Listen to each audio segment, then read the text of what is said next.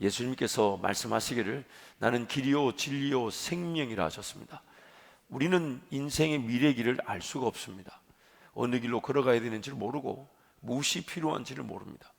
오늘 내가 최선을 다한다 하나 그 최선이 내일의 나를, 내일의 나의 삶을 보장해 주질 않습니다. 더군다나 왜 사는지, 왜 내가 걸어갈 길이 무엇인지, 하나님이 나를 이렇게 유일하게 만들어 놓으셨는데, 인류 역사 가운데 나라는 존재가 존재하지 않는데, 그리고 나를 유일하게 만들어 놓으신 하나님의 목적은 나를 통한 하나님의 하나님 되심인데, 안타까운 것은 우리가 그 예수님만이 길이 됨을 알면서도 그 예수님만 온전히 바라볼 줄 모른다는 것입니다. 예수님을 굳이 바라보지 않아도 살아갈 수 있다고 여겼었습니다. 또한 내가 살아가는 방법이면 일단은 그것이 전부인 줄 여겼었지만 내 삶을 이해하지도 못할 뿐만 아니라 과연 걸어가는 이 길목이 어디로 어떻게 이어져 어느 길로 가게 될지도 모르면서 그저 최선만 다할 수 있는 게 우리 인생일 수 있습니다. 물론 그 가운데서도 어떤 성과처럼 보이는 일이 있을 수 있고 삶이 지켜지는 경우도 있을 수 있지만 궁극적으로 우리의 삶이 맞춰져서 정말 하나님 앞에 서게 된다면 길어봐야 100년인 이 삶을 끝내고 영원한 천국과 지옥이라는, 그래서 그 하나님 앞에 서게 된다면 이 세상에서 무엇을 했든지 간에 심지어 나라와 민족을 일으키고 어떤 인류 공헌에 막대한 영향을 끼쳤다 할지라도 자기 영혼을 구원할 수 없다면 그가 이루었던 모든 일과 가진 모든 것들은 아무것도 아닌 것입니다. 그래서 주님이 우리에게 친히 앞서 가시기를 원하시고 목자가 되어 주셔서 길을 인도하기를 원하십니다. 그리고 그 길이 정말 진리의 길인지 아닌지를 확인시켜 주시고 또한 그 길을 걸어갈 수 있는 힘이 되신다. 그래서 예수님이 우리에게 길이 되시고 진리가 되시고 생명이 되시는 것입니다. 우리의 삶이지만, 나의 삶이지만 내 삶을 내가 모릅니다. 저는 제가 개인적으로 주님을 만나고자 했을 때 불편했던 것이 그것이었습니다. 자연 만물을 보아도 하나님의 창조 세계를 거절할 수가 없었습니다. 우주 공간은 어떻게 생겨났으며 물질의 처음 것들, 만약 진화되어져 왔다면 그 것으로 올라가는 처음 것들은 무엇이고 그건 어디서 보고 왔는지, 더군다나 태어날 때부터 죄인으로 태어난다는 거 여러분 잘 알고 계시죠? 여러분 태어날 때 거짓말 배워본 적 없잖아요. 거짓말 해보셨어요? 안 해보셨어요? 시치미를 뗄 수 없어요. 다 해봤습니다. 제가 여러분 거짓말을 내가 했다 안 했다 장담할 수는 없어도 분명히 거짓말, 도적질 혹은 지금도 마음에 드는 그 시기, 다툼, 미움, 질투 거절이 안 됩니다. 이미 그런 감정이 나를 지배하고 있고 통제가 되지 않습니다. 우린 태어날 때부터 죄인으로 태어났다는 거. 제일 힘든 게 뭐였냐면, 그래서 하나님을 한번 만나고 싶었던 마음이 무엇이었냐면 내 인생길인데 내가 내 인생길을 모른다는 거예요. 뭘 하며 살면 되는지, 무엇으로 하나님께 영광이 되는지, 어떤 장점을 가졌는지, 어떤 좋은 것이 있는지, 또 어떤 연약함이 있는지, 난 누굴 만나야 되는지, 어떤 사람을 만나야 되는지, 내 인생을 내가 모른다는 거예요. 그러나 그럼에도 불구하고 그 몰랐던 시절에도 하나님은 저와 여러분을 지켜주셨고 기어이 오늘 이 자리까지 예비할 수 있도록 인도해 주셨다는 것입니다. 그리고 하나님은 하나님을 더 알아갈 수 있도록 우리를 이끌어가 주실 것입니다. 더 하나님을 만날 수 있도록 도와주실 것이고 우리에게 더 놀라운 은혜로 함께해 주실 것입니다. 누가복음 5장에 보면 시몬 베드로의 얘기가 나옵니다. 예수님을 즉각적으로 따랐던 베드로, 너는 나를 따라오너라. 내가 너로 사람을 낚는 어부가 되게 하겠다. 근데 도대체 베드로는 어떠한 연유에서 그 예수님, 길이 되시고 진리가 되시고 생명이 되신 예수님을 즉각적으로 따를 수 있었는가가 누가복음 5장에 나온다는 거죠. 사건의 전말을 한 번 더 소개한다면 예수님이 수많은 무리들에게 가르치고 계셨습니다. 근데 무리들이 점점 더 가까이 예수님께로 오려고 하니까 뒤로 물러설 데가 없었던 예수님은 그 호숫가에 띄워져 있던 배, 즉 베드로의 배에 오르셔서 물에서 조금 떼기를 청해 주시고 거기서 무리들에게 가르치셨죠. 그럼 베드로는 지금 어디에 있었을까요? 무리들에게 가르치시는 예수님 그 배에 가장 예수님 근처에 있었던 것입니다. 그리고 무리들에게 가르쳤던 예수님이 말씀을 마치신 다음에 그 배에 함께 타고 있는 베드로에게 이렇게 말씀하십니다. 깊은 데로 가서 그물을 던져라. 그래서 베드로가 하는 말이, 우리가 밤이 새도록 고기를 잡고자 했지만 잡은 것이 없지만은, 예수님 말씀하시니까 이렇게 얘기하죠. 말씀에 의지하여 내가 그물을 내리리이다. 이 그물을 내린다는 이 베드로의 표현이 참 재미있어요. 왜냐하면 베드로는 혼자 던지는 그물이기 때문에, 베드로의 그물은 깊은 데로 가면 안 됩니다. 물가나 혹은 적정한 수심에서 그물을 던져서 그 물 안에 있는, 그 물 안에 포획된 고기를 끌어올리는, 소위 말하는 이렇게 투망이라 그러죠. 던지는 그물인데, 깊은 데로 가는 거는 던져봐야 소용이 없어요. 왜냐하면 곧 그물은 닫혀지고 맙니다. 그러니까 베드로가 아마 예수님이 말씀을 전하시면서 그 말씀의 힘, 즉 수많은 무리들이 예수님을 따라왔던 그 말씀의 권세에 압도되어져서 그냥 그물을 던졌다기보다는 말 그대로 그물을 이렇게 슬슬 이렇게 그냥 내려보았던 것 같아요. 그런데 그 그물에서 그물이 찢어질 만큼 고기가 잡혔다는 거예요. 자기 혼자 자기 배에 올리질 못하니까 옆에 있던 야고보와 요한을 불러서 함께 두 배에 나눴다는 거예요. 그리고 그 고기가 잡힌 것을 보고 베드로의 첫 번째 고백이, 예수님 앞에서 첫 번째 고백이 무엇이냐면, 주여 나를 떠나소서 나는 죄인이라는 거예요. 뜬금없는 왜 이런 고백이 나왔을까?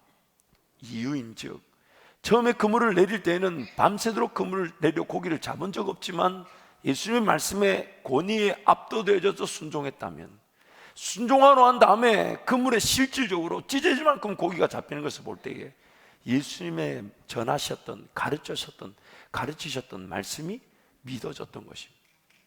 회개하라, 천국이 가까웠느니라. 그래서 그 그물에 찢어질 만큼 고기가 잡힌 것을 보면서 베드로가 고백한 것이죠. 주여 나를 떠나소서 나는 죄인. 예수님 말씀이 맞습니다. 그 고백. 그래서 예수님이 그때서야, 지금까지 네가 고기를 잡았지만 이제후로는 사람을 낚는 어부가 되게 할 것이다. 너는 나를 따라오너라. 그때 베드로가 말씀을 듣고 믿음이 생겨서 믿은 대로 순종하였더니 그 말씀이 더 믿어져서 예수님이 즉각적으로 부르시는 그 부르심에 순종할 수 있었다는 것입니다. 오늘 본문 말씀도 사마리아 성을 지나가시는 예수님이 수가라는 동네에 지나가시게 되었어요. 근데 그 수가성에 한 여인이 낮 시간인데, 대개의 경우 아침이나 저녁 선선할 때에 물을 기르러 오는데, 정오 태양이 가장 뜨거울 때에 물을 기르러 온 여인을 그 우물가에서 만나십니다. 그리고 그 우물가에서 그 여인은 예수님을 만나게 되죠. 그러면서 그가 자기 어떤 부끄러움, 남편이 5이 있었고 지금 있는 남자도 남편이 아니라는 그 주님 말씀처럼, 어쩌면 사마리아 성에 자신의 형편이 다 알려져 있음에도 불구하고 자신의 모든 것이, 성경이 이렇게 말합니다. 물동이를 버려두고 사마리아 성에 가서 내가 예수님을 만났다, 예수 그리스도를 만났다. 그러자 그 사마리아 사람들이 그 여인의 말에 따라서 예수님께로 왔다가, 그리고 예수님의 말씀을 듣고, 그리고 그 사마리아 성 사람들이 하는 말이, 처음에는 여인의 말을 듣고 왔지만 이제는 우리가 예수님의 말을 듣고 예수님을 믿게 되었다고 성경이 말하는 것이죠. 이 부분을 우리 송인교 교수님의 아는 만큼 깊어지는 신앙이라는 책에 이렇게 내용을 소개합니다.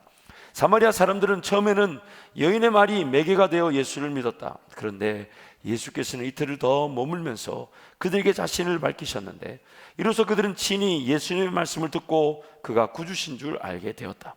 그 결과 사마리아 사람들은 예수를 믿게 되었다고 말한다. 그렇다면 39절의 믿음은 여인의 말을 통한 매개적 믿음이요, 41절의 믿음은 이러한 매개 요소 없이 직접 예수님의 말씀을 들음으로써 심화된 실증적 믿음이다. 그리고 이 두 가지 사이에 그리스도를 구주로 아는 일이 위치한다. 오늘 우리의 신앙, 우리는 들어야만이 믿음이 생겨나게 되고, 그 믿음이야말이 우리의 길을 하나님과 함께 동행할 수 있도록 만들어 줍니다. 그래서 오늘 성경이 이렇게 말합니다. 믿음은 들음에서 나며 들음은 그리스도의 말씀으로 말미암았다. 들으라는 것이죠. 하나님 음성을 들어야만이 우리가 하나님과 함께 동행할 수 있는 믿음이 생기게 되고, 또한 하나님께서 인도하시는 그 길을 믿게 되고 그 길을 따르게 되고 그 길에서 하나님만 온전히 의지하게 되므로 우리는 믿음의 역사를 보게 되는 것입니다. 그러나 오늘 우리가 우리 자신들을 좀 더 진단하고 점검해 봐야 될 것은, 이런 우리의 신앙이 실증적인 믿음, 즉 베드로가 그물을 던져 고기가 잡히는 것을 보고 믿음이 생기는 그 실증적 믿음이 아닌 매개적 믿음, 누군가에게 들려졌던 믿음. 그래서 송인규 교수님의 그 내용을 이 세 가지 도표로 설명합니다. 매개적 믿음, 즉 여인의 말 때문에 예수를 믿게 되었지만 예수의 말을 듣고 그 사람들이 직접 예수 그리스도가 누군지를 알게 되었다는 거죠. 그리고 그 알미, 실증적 믿음, 즉 예수에 대한 알미 작용하여 그에 대한 믿음이 구체화되고 심화되고 열매를 나타내게 되더라는 것입니다. 그러나 오늘 우리가 하나님 음성을 잘 듣지 않는다면 매개적 믿음, 누군가 길을 지나가면서 예수 믿어야 합니다, 그렇지 않으면 죄로 말미암아 지옥 갑니다, 요 정도 수준, 정말 내 삶의 사명이 무엇이며 내가 걸어갈 길이 어느 길이며 나를 지으신 하나님은 어떤 분이시며 이 세상은 어떻게 지음을 받았으며 또한 하나님께서 나를 통해 영광을 받으실 그 나라, 그 역사, 그 일하심, 더 크고 놀라운 그 영광의 그 나라를 보지 못한 채 그저 삶이라는, 내 살아야 된다, 먹어야 된다, 마셔야 된다, 입어야 된다, 하나님 나라를 위해 살아감으로 보살펴져야 될 것들에 그것이 삶의 목적이 될 수는 없는데, 그 먹고 마시고 입는 문제가 삶의 목적이 될 수 있다는 것입니다. 예수님의 행보를 복음서에서 살펴보면 매개적 믿음에서 예수님을 만나게 되고 예수님을 말씀을 들으며 예수님을 알아갈 때에 실증적, 즉 자기 삶의 실제적인 하나님을 믿고 만나게 되는 그 이야기가 가득합니다. 소문을 듣고 예수님께로 달려나와 자신들이 가졌던 문제 해결뿐만 아닌 예수님의 음성을 듣게 되고, 예수님의 음성을 듣게 되면서 믿음이 생겨나 예수님 온전히 따를 수 있었던 제자들. 그러나 모두가 다 그렇지는 않더라는 것입니다. 가장 대표적인 그룹이 바로 예수님을 적대시한 유대 지도자들, 또한 무리들, 심지어 따른다고 하는 제자들 중에서도 예수님의 음성을 듣지 못한 채 돌아선 자들이 있었습니다. 요한복음 6장 60절 말씀에 이런 말씀이 있습니다. 제자 중 여럿이 듣고 말하되 이 말씀은 어렵도다, 누가 들을 수 있느냐 한대. 지금 예수님의 말씀을 듣고 어렵다고 말하는 사람들이 바로 제자들이었다는 겁니다. 이 부분에 대해서 존 맥어더라는 목회자는 이렇게 설명합니다. 어렵도다는 말은 원어로 스클레로스, harsh, rough, 불쾌하다, 역겹다라는 뜻의 단어가 쓰인 것입니다. 즉 말씀 이해가 어렵다라기보다는 신경을 거스르다라는 비유적인 의미로 사용되었습니다. 예수님의 말씀이 자기한테 와닿지가 않고 불편했다는 거예요. 그래서 거절하고 돌아섰다는 겁니다. 그러나 여러분 잊지 말아야 될 것이, 우리는 예수님을 거절해서는 안 되며 또한 거절할 만한 자격도 가지고 있지 않습니다. 삶이 끝난 날 하나님 만나게 되고 그날 이 세상을 지으신 하나님, 그리고 역사 가운데 우리 가운데 오셔서 십자가 지고 죽으신 예수님의 그 기록이 진리라고 사실이라면 내가 구원받을 길은 예수밖에 없습니다. 그렇다면 오늘 우리는 말씀을 대하는 우리의 자세는 어렵고 힘들다 하면 어렵고 힘들다 해서 거절할 것이 아니라 끝까지 말씀 앞에 인내하는 것이죠. 하나님, 잘 이해가 되지 않습니다, 깨닫도록 도와주십시오. 받아들여지지 않습니다, 이해시켜 주십시오. 알게 도와주십시오. 그것이 오늘 우리가 나타내야 될 반응이지 돌아설 수 있는 것이 아니라는 말이에요. 요한복음 3장 2절 말씀을 보면 니고데모라는 자가 예수님께 찾아와 이렇게 말합니다. 그가 밤에 예수께 와서 이르되 랍비여, 우리가 당신은 하나님께로부터 오신 선생인 줄 아나이다. 하나님이 함께 하시지 아니하시면 당신이 행하시는 이 표적을 아무도 할 수 없음이니이다. 우리가라고 말한 그 니고데모는 유대인의 지도자들, 공의 회원들이었습니다. 서기관들과 바리새인들이었습니다. 하나님의 말씀을 기록하고 하나님의 말씀을 율법 조항을 만들어 하나님을 섬긴다는 자들이, 그들이 예수님이 선지자인 줄 알았지만 그러나 그들은 자신들의 생각과 판단과 위배된다는 그 하나의 이유로 예수님을 죽여버렸습니다. 분명히 그들도 예수님의 말씀을 듣는 매개적 믿음의 수준에는 있었지만 예수님을 알지 못하였고 예수님을 알아가면서 생겨나게 되는 그건 실증적 믿음. 단순히 이것이 어떤 이론적 차원에서 원리가 아니라 여러분 삶을 뒤돌아보십시오. 여러분 삶에 하나님을 어떻게 만나 주셨는지, 마치 밤새 허탕치고 고기 잡지 못했던 베드로가 그물을 내렸을 때 그물이 찢어지지 않을 만큼 잡히게 하셨던 그 은혜가 여러분 삶에도 분명히 있었습니다. 그리고 그 은혜 때문에 낮이나 밤이나 새벽이나 정해진 시간이나 정해진 물질을 하나님께 내어드리고 맡겨드리면 내 것이 아니라면서 하나님의 것입니다, 나는 이 땅에서 하나님의 것을 관리하는 자에 불과합니다, 그러면서 살아왔던 것이죠. 그런 하나님의 은혜를 체험하고 하나님을 만나지 못했다면 우리는 오늘 이 자리에서 이렇게 예배할 마음이 없었을 것입니다. 그러나 이런 하나님을 경험하고 만나는 이 모든 실증적 믿음은 들어야 한다는 것이에요. 들어야만이 무엇인 줄 알고 예수님을 알고 예수님을 알아야만이 나에게 예수님을 따를 수 있는 믿음, 예수와 함께 동행할 수 있는 믿음이 생긴다는 것입니다. 여러분, 로마서 9장 30절에 33절 말씀에 보면 이런 말씀이 있습니다. 제가 한번 읽어드릴게요. 그런즉 우리가 무슨 말을 하리요? 의를 따르지 아니한 이방인들이 의를 얻었으니 곧 믿음에서 나누요. 의의 법을 따라간 이스라엘은 율법에 이르지 못하였으니 어찌 그러하냐? 이는 그들이 믿음을 의지하지 않고 행위를 의지함이라. 부딪힐 돌에 부딪혔느니라. 기록된 바 보라, 내가 걸림돌과 거치는 바위를 시온에 두노니 그를 믿는 자는 부끄러움을 당하지 아니하리라 함과 같으니라. 말씀을 좀 띄어놔 주시면 여러분, 말씀보 속에 32절 보십시오. 그들이 믿음을 의지 않고 행위를 의지했다. 하나님이 하나님의 말씀을 통해 우리에게 믿음을 더하여 주시고 그 믿음을 가지고 요게 하나님이 원하시는 길인가 봐, 요거 하나님이 지금 따라오길 바라시는가 봐, 요거 지금 걸어가기를 원하시는가 봐, 그러면서 그 길을 또 믿음으로 따라가는 거죠. 믿음이 없으면 분별이 안 되고 분별이 없으면 그 무엇을 따라갈지 모릅니다. 또한 분별이 됐다 해도 그것을 붙들고 걸어갈 만한 힘은 믿음이 아니면 안 되는 거예요. 무슨 일을 시도하고 무슨 일을 계획할 때마다 여러분, 믿음이 없이는 안 돼요. 사기도 믿음 때문에 사기죄가 성립이 되는 거예요. 사기인 줄 모르고 거짓말인 줄 모르고 믿어버려가지고 그 사기를 당하는 거잖아요. 하나님 말씀도 마찬가지라는 거예요. 무엇인지 들으라는 겁니다. 들어야만이 믿음이 생기고 믿음이 생겨야 분별이 되고 분별된 걸 따라갈 수 있고 순종할 수가 있는데, 믿음을 의지하지 않고 행위를 내가 할 수 있는 만큼 내 실력, 내 생각, 내 판단, 내 능력, 요 한계 안에 삶이 갇힐 수 있다는 거예요. 그 한계 안에서 뭔가 이룰 수도 있다는 거예요. 그러나 하나님 앞에 서면 아무것도 나를 구원해 줄 수 없다는 겁니다. 그러면서 하나님 말씀을 따르지 않으면 사람들은 걸려 넘어질 수밖에 없다는 거예요. 하나님의 그 말씀이 진리고 하나님 말씀이 내 삶을 살리는 길이 되는데, 인생 사용 설명서인데 내 인생 사용 설명서를 내가 모른 채 막 조립해 가다 보니까 빠지는 게 있고 무너질 만한 게 있고 모자라는 게 있고 부족한 게 생기더라는 거죠.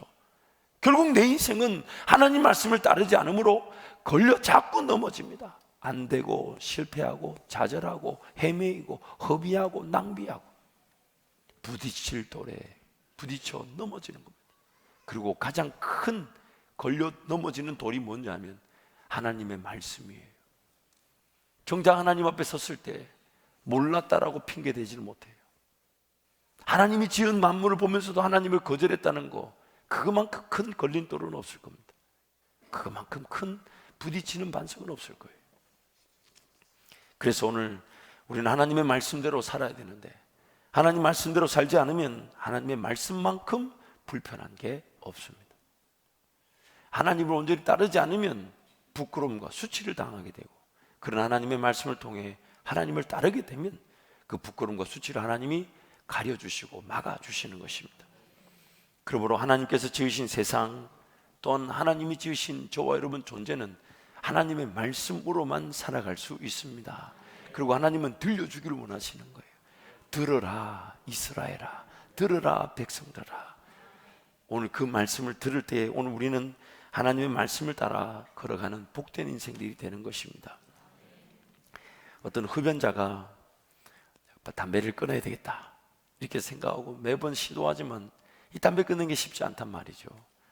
늘 끊어야 된다는 부담이 가득한데 어느 날 자기가 구독해서 보는 신문을 펼쳐보는데 거기에 뭐 폐암, 뭐 흡연의 폐단 이러면서 칼라로 완전 폐를 까맣게 태운 폐를 막 보여주고 그러니까 안 그래도 담배 끊어야 되는데 담배는 자꾸 끊어야 되는 부담은 큰데 담배가 안 끊기는데 막 그 흡연의 폐단하면서 폐암의 경고 막 이런 걸 보여주니까 담배는 못 끊겠고 그래서 신문을 끊어버렸다는 거예요. 이게 지금 제가 여러분 웃는 이유를 모르겠어요. 지금 말씀의 맥락을 볼 때 지금 웃게 해서 되는 게 아니고 나도 저와 여러분도 마찬가지. 우리는 끊는다고 생각은 안 하지만 바쁘다는 이유로 말씀을 거절하고 있다고요. 읽어야 되는 걸 알고 하나님을 알아야 되는 걸 알면서도 하나님도 모른 채 그냥 바쁘게만 살아가고 있을 수 있지 않습니까? 굳이 성경을 끊는다라고 많은 표현을 안 해도 끊는 것처럼 대하고 있지는 않은지. 그러면서 늘 그러잖아요. 뭐 성경 읽게 되는 건 압니다. 성경 안 읽어. 성경 끊은 겁니다. 하나님 말씀을 주야로 묵상해야 되는 건 압니다. 아유 목사님 저도 읽어야죠. 그거 안 읽어. 성경을 주일날 예배 드리러 올 때만 들고 오는 겁니다.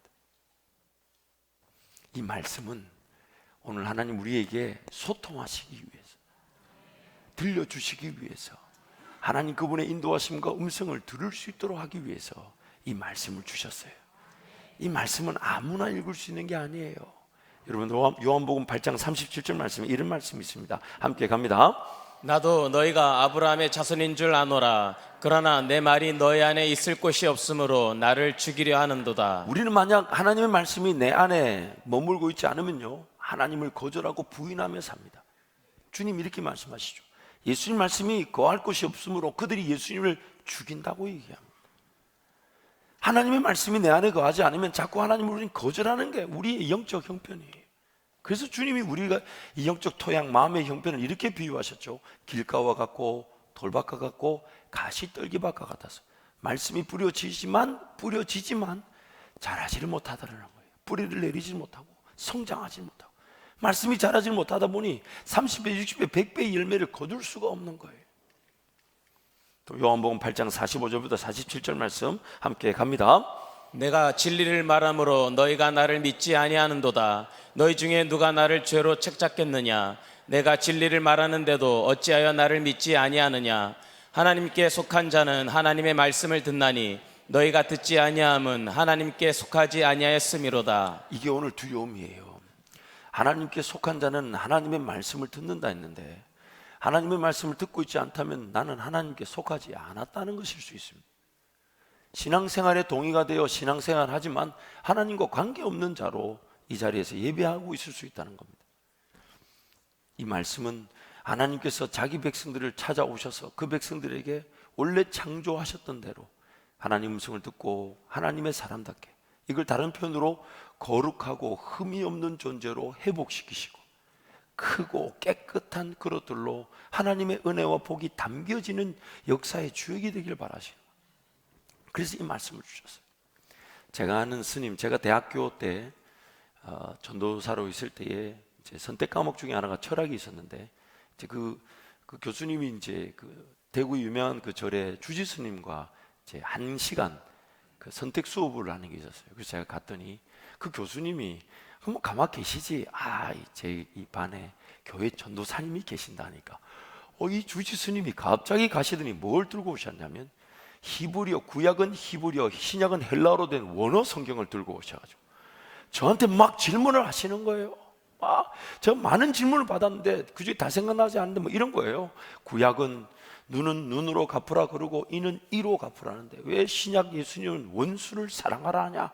막 이런 몇 가지 질문을 하는데 제가 잘 모릅니다. 아니 그 철학적인 질문을 잘 모릅니다. 나중에 보니까 이 구약은 이는 눈은 눈으로 하는 건 이 가해자 측면에서의 그런 제시 방법이었지만은 신약에서는 좀 더 큰 차원에서 피해자가 용서함으로써 가해자까지도 해결될 수 있는 그 원수를 사랑하는 법인데 그걸 그때는 몰랐어요. 그럼 막 질문을 받는데요. 너무 부끄럽더라고요. 저는 뭐가 부끄러운, 첫 번째 그분은 스님이신데 아니 스님이 할 일이 없는지 하루에 50장씩 그것도 원어로 히브리어를 또 헬라어를 독파하시고, 그리고 성경을 50장씩 읽고 저한테 질문을 하는데 저는 원어로 읽을 줄도 몰라요. 지금 그런 질문 생각조차 안 해봤어요. 그냥 그러려니 했지. 그런데 그 질문 막 하는데 처음엔 힘들었어요. 그런데 내려오면서 참 특별한 은혜가 있었어요. 그게 뭐냐면 이 성경 말씀은 하나님의 백성이기 때문에 이해되는 거지, 하나님의 백성이 아니면 아무리 읽는다고 해서 거기서 예수님을 만나고 하나님을 경험할 수가 없다는 겁니다. 하나님께 속하지 않았으면요, 읽긴 읽어도 하루에 50장씩 원어로 읽어도 하나님을 만나지 못하는데, 하나님께 속한 사람은 일독도 안 하고 예수 믿었다 하잖아요. 지금 한번 제대로 읽어보지도 않고 지금 예수 믿은 사람 손들라 하면 우리 서로 시험 들잖아요. 이게 무슨 뜻이냐면 하나님 그분의 창조 세계, 하나님이 자기 백성들을 통해 영광을 받기로 작정하셨는데 이 세상에 하나님께 속한 사람이 있지만 아닌 사람도 있을 수 있다는 거예요. 그리고 아닌 사람들의 대표적인 특성이 뭐냐면 말씀이 그 안에 들어갈 공간이 없더라는 겁니다. 그러니 하나님을 거절하고 부인한다는 거예요. 그런 하나님께 속한 사람은 차마 다 읽지 못했다 해도 그 말씀 한 구절 한 구절이 마치 자기에게 주는 줄 알고 받아먹고 그 말씀을 즐거워하고 기뻐할 줄 알더라는 것입니다. 근데 너무 안타까운 것은 우리가 하나님께 속해 있으면서도 여전히 죄와 사망의 권세가 나를 지배하고 있어서 욕심, 정욕, 또 탐심, 인간적 계획, 인간적 방법들, 또 살아야 된다는 삶에 대한 부담, 이런 것들이 가득해서 하나님 말씀이 제대로 들어설 공간이 없을 수가 있더라는 것입니다. 그럼에도 불구하고 이 마음밭이 길가와 돌밭과 가시떨기밭 같은데도 불구하고 주인은 자기 땅이라는 이유로 포기하지 않고 말씀을 자꾸 뿌려주시더라는 겁니다. 그러므로 땅인 저와 여러분이 잊지 말아야 될 것은 하나님 말씀을 품고 그 말씀이 자랄 수 있도록 은혜를 구하고 그 말씀을 들을 때에 길가 같은 내 인생이 개간되어지기 시작하며 돌밭 같은 내 인생의 돌이 제거되기 시작하고 염려, 근심, 걱정 같은 가시떨기가 성령의 물로 태워지게 되는 것입니다. 그러면서 심겨져야 될 하나님의 인도하심과 하나님의 계획이 내 마음밭 토양에 심겨져서 30배, 60배, 100배의 열매를 거두고 우리는 그것을 통해 이 땅의 복의 통로로, 복의 근원으로 살아가게 되는 것입니다. 그래서 하나님 끊임없이 우리에게 알려주기를 원하십니다. 하나님 그분이 알려지기를 원하십니다. 이사야 55장 1절부터 3절 말씀 함께 선포합니다.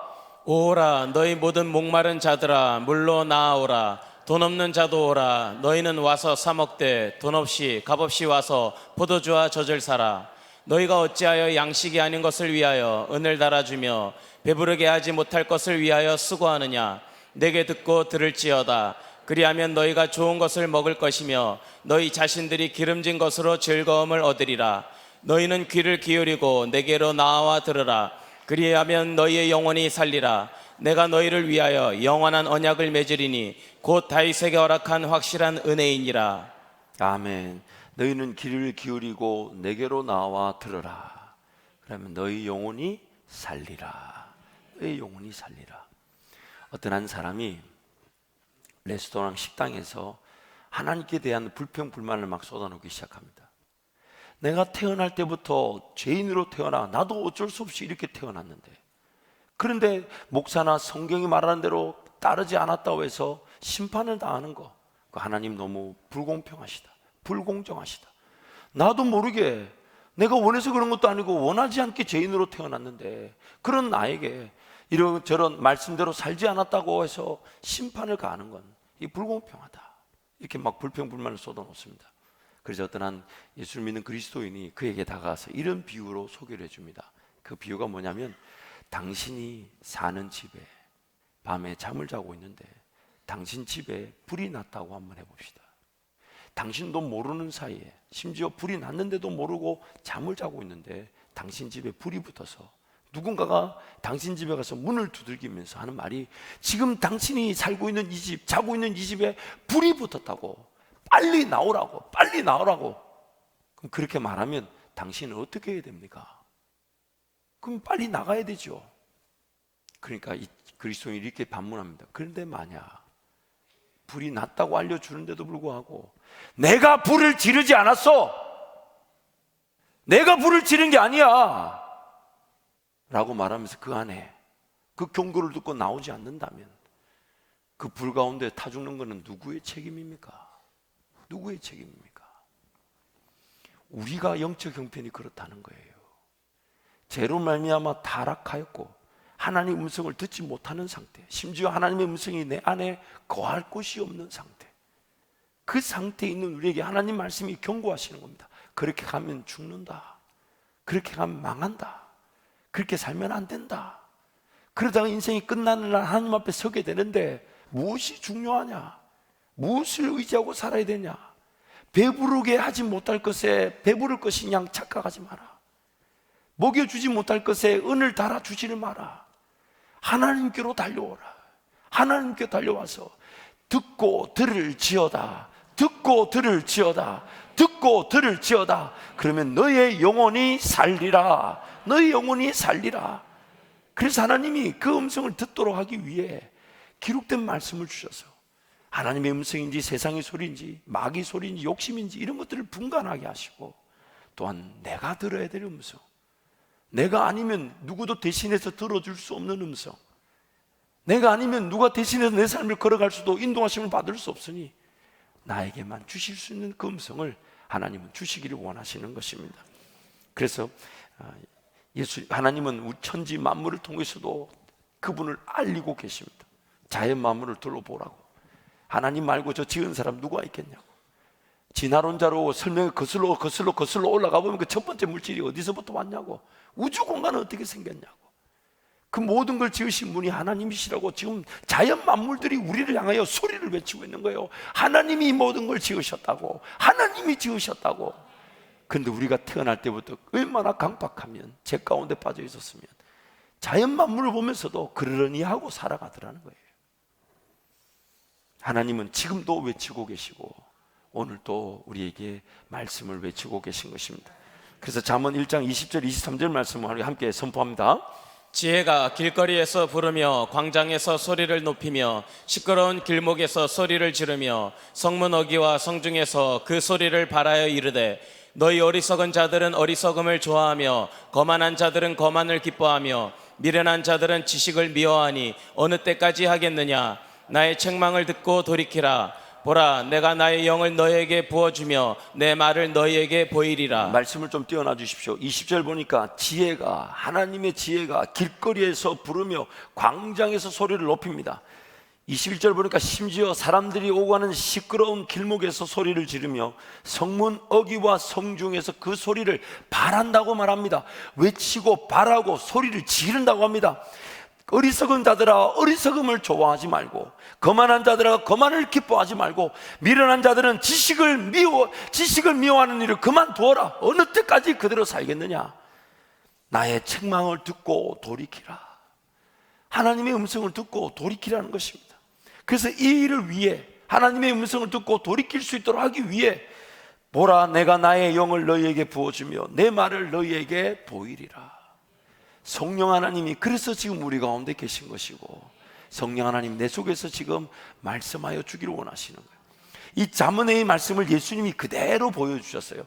요한복음 7장 37절 39절 말씀 함께 선포합니다.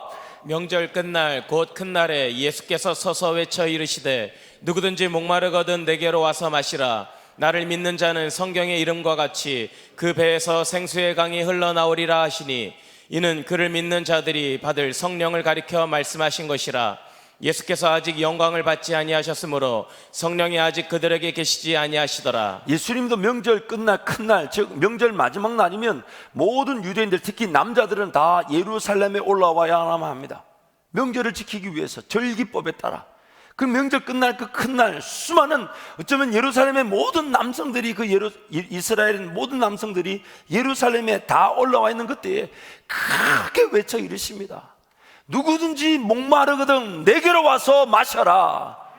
이 말이 무슨 말이냐면, 헛된 것에 목마름이 해결되지 않으니 예수님께로 오라는 겁니다. 그런데 우리는 그 목마름을 모르고 산다는 거예요. 뭐가 목마른지, 뭐가 배고픈지, 뭐가 필요한지를 모른 채 그냥 살아가는데, 예수님이 부르시기를 목마른 자들은 내게로 와서 마시라. 그러면서 하신 말씀이 내 배에서 생수의 강이 흘러넘친다. 즉 성령이 우리 가운데 거하실 것을 말씀해 주셨다는 거예요. 그래서 그 성령, 그분이 우리 가운데 계시면서 요한복음 14장 26절 말씀 함께 선포합니다. 보혜사 곧 아버지께서 내 이름으로 보내실 성령 그가 너희에게 모든 것을 가르치고 내가 너희에게 말한 모든 것을 생각나게 하리라. 모든 것을 가르쳐 주시고 모든 것을 생각나게 하신다. 이만큼 좋은 인도자가 어디 있겠습니까? 심지어 요한일서 2장 27절은 이렇게 말합니다.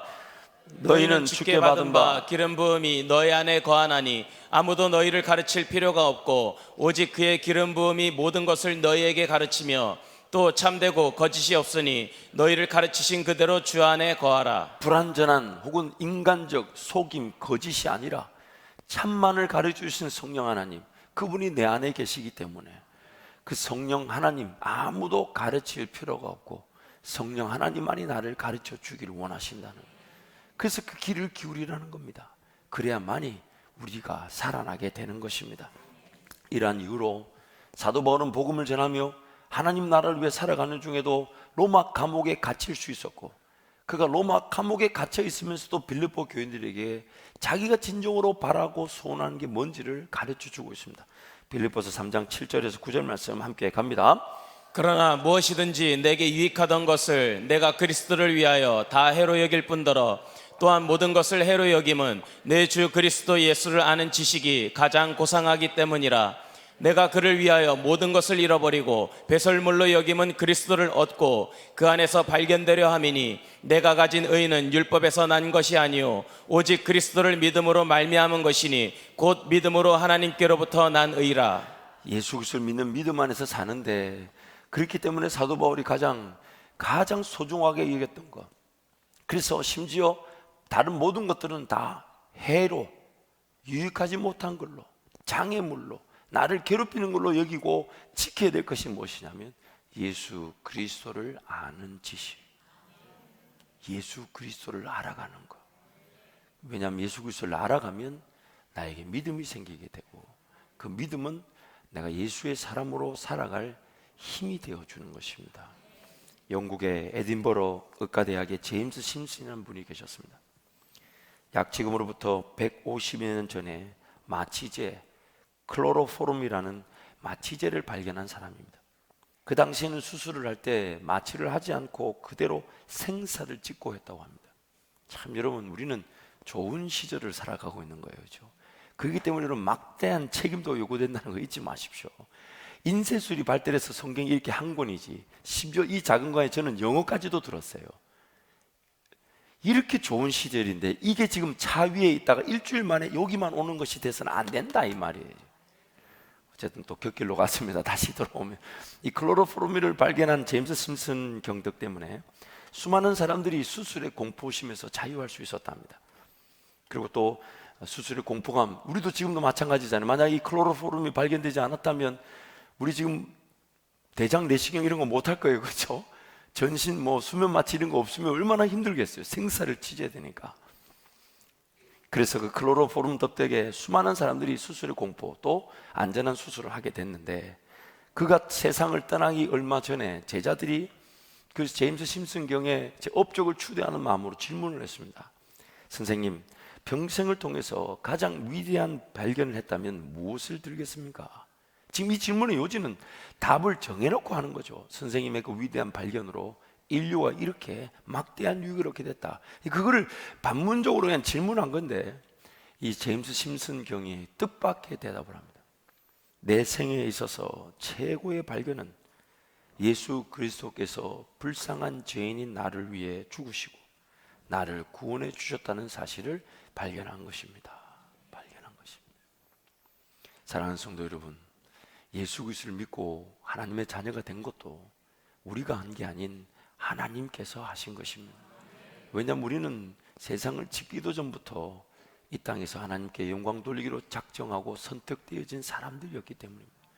그리고 그 사람들은 어떤 삶을 살든지 간에 하나님 반드시 돌이켜 주시는데, 안타까운 것은 그렇게 예수를 믿고 자녀가 되었다고 믿으면서도 하나님의 백성답게 살아갈 힘이 우리한테 없더라는 거예요. 그 힘만 없는 게 아니라 하나님이 생명의 근원으로 말씀을 주셨는데 이 말씀을 가까이 하고자 하는 마음조차 없더라는 겁니다. 끊어버릴 생각은 추호도 없었지만은 끊어버린 것처럼 대하고 있다는 거예요. 하나님은 그분을 가리고 숨겨놓기를 원하지 않으십니다. 지혜가 성중에서 길거리에서 큰 성어기 위에서 외치고 있다고 말씀합니다. 그리고 그 진리의 말씀이 우리를 이끌어 가실 것인데, 무엇보다도 오늘 우리도 사도 바울처럼 제임스 심슨의 그런 고백처럼 예수 그리스도를 아는 지식이 가장 위대한 것이며 가장 존귀한 은혜임을 고백하기를 축복합니다. 요한복음 17장 3절 말씀 우리 함께 선포합니다. 영생은 곧 유일하신 참 하나님과 그가 보내신 자 예수 그리스도를 아는 것이니이다. 예레미야 9장 23절 24절도 함께 갑니다. 여호와께서 이와 같이 말씀하시되 지혜로운 자는 그의 지혜를 자랑하지 말라. 용사는 그의 용맹을 자랑하지 말라. 부자는 그의 부함을 자랑하지 말라. 자랑하는 자는 이것으로 자랑할지니 곧 명철하여 나를 아는 것과 나 여호와는 사랑과 정의와 공의를 땅에 행하는 자인 줄 깨닫는 것이라. 나는 이 일을 기뻐하노라. 여호와의 말씀이니라.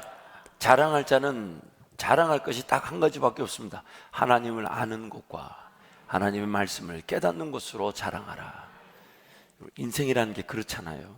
내가 가진 정보를 가지고 삶을 선택하고 결정합니다. 내가 듣지 못하고 배우지 못한 것에 대해서는 관심이 없어요. 그런데 그게 전부인 줄 알고 그렇게 선택하고 그렇게 시간을 쓰고 그렇게 물질을 썼는데 어느 날 누가 오더니 야, 더 좋은 게 있어, 더 좋은 방법이 있어, 그렇게 시간 안 써도 돼, 그렇게 물질 안 써도 돼 할 때 우리는 그것에 놀랍니다. 와, 지금까지 내가 시간을 무식하게 써왔구나, 그렇게 돈을 안 써도 되는데 돈을 그렇게 허비했었구나, 이 좋은 방법을 내가 왜 나만 몰랐을까? 근데 여러분, 그게 만약에 인생이라면 어떻게 하시겠어요? 그게 만약에 인생이라면 어떻게 하시겠어요? 저와 여러분의 삶에 사용 설명서라는 게 있어서 갖추고 훈련받고 단련받고 그릇답게 빚어져 가고 깨끗하고 큰 그릇으로, 그리고 그 안에 무엇이 담겨질지, 그는 하나님의 사용 설명서 같은 계획과 하나님의 목적이 내 삶에 향하여 있는데 그걸 모른 채 살아가고 있다면 오늘 내 삶은 어디로 가고 있는 걸까요? 무엇하고 있는 걸까요? 그리고 왜 사는 걸까요? 우리 이사야서 6장 1절에 3절 말씀도 우리 함께 선포하겠습니다. 함께 호세아 6장 1절에 3절 말씀 함께 갑니다. 오라, 우리가 여호와께로 돌아가자. 여호와께서 우리를 찢으셨으나 도로 낫게 하실 것이요 우리를 치셨으나 싸매어 주실 것임이라. 여호와께서 이틀 후에 우리를 살리시며 셋째 날에 우리를 일으키시리니 우리가 그의 앞에서 살리라. 그러므로 우리가 여호와를 알자. 힘써 여호와를 알자. 그의 나타나심은 새벽빛같이 어김없나니 비와 같이 땅을 적시는 늦은 비와 같이 우리에게 임하시리라 하니라. 한번 따라가시겠습니다. 우리가 여호와를 알자. 힘써 여호와를 알자. 알아갈 때 오늘 우리는 자유하게 될 것입니다. 진리를 알지니 진리가 우리를 자유롭게 할 것입니다. 그래서 여러분, 이제 돌아가신 자리, 물론 이런 우리는 전 교회적 또 말씀했던 해석과 적용적 차원, 또한 교회 하나됨을 위하여 드려지는 예배, 이 드려지는 말씀에도 귀를 기울여야 되지만 이미 기록되어진 이 말씀 여러분 묵상하시고 즐거워하셔서 시편 기자의 고백처럼 꿀송이처럼 단 말씀을 누리시길 축복합니다. 종종 어떤 분이 그래요. 오늘부터 그러면 어떻게 읽으면 좋겠냐고, 어디서부터 시작해야 되는지 모른다고 제가 알려드릴게요. 잠언 2장 말씀 읽으십시오. 오늘 매달 며칠이죠? 2월 2일이니까 잠언이 31장이니까 하나님의 그런 치밀한 그런 참 은혜가 놀랍죠. 잠언을 매일 한 장씩 읽어 나가면 됩니다. 또 밀린 거 잊어버리시고 오늘부터 다시 읽으시면 돼. 그때도 제가 제 승주하고 둘째하고 셋째 같이 말씀 묵상하는데 2부 때는 누구라고 말해줬는데 자꾸만 그 친구가 너무 격화되는 것 같아서 누구라고 말하지는 않겠지만 말씀을 묵상하자 꺼냈더니 이틀 전 말씀을 펼치는 거예요. 그래서 제가 야, 오늘이 왜 이틀 전 거 왜 이래 했더니 이틀이 밀렸다는 거예요. 하루 서너 장씩 읽어나가는 그 바이블 타임이 밀렸다는 거예요. 그래서 제가 그건 됐고 잊어라.